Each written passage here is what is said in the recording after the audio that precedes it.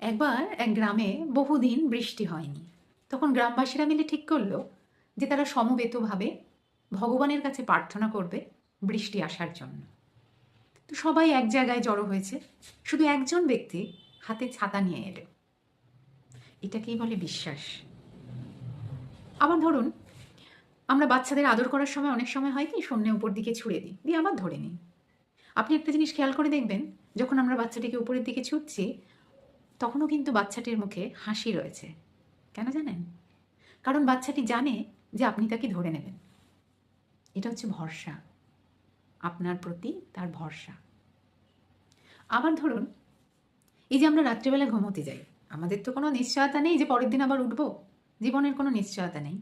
কিন্তু দেখুন, পরের দিনে ওঠার জন্য আমরা ঘড়িতে কিন্তু অ্যালার্ম লাগিয়ে রাখি, যাতে পরের দিন সেই অ্যালার্মের আওয়াজে আমাদের ঘুমটা ভাঙে।